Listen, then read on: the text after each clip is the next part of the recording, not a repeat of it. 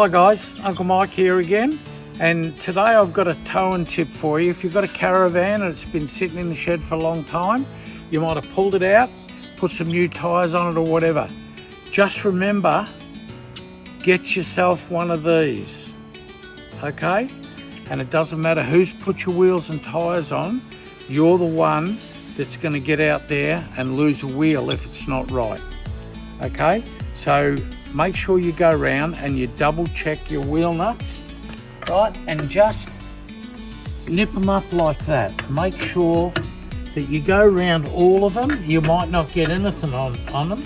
These ones have already been done, right? But just go around and check them. If you don't check them, you will lose a wheel. And when you lose a wheel, you'll break off all your studs.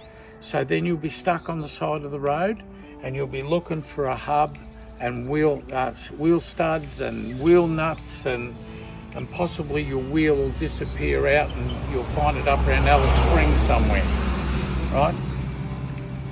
This is one of the most that you can do or carry with you when you travel. Do your wheel nuts regularly and you won't lose a wheel. So guys, if you need any more of Uncle Mike's towing tips, just go to clearviewaccessories.com.au. Thank you.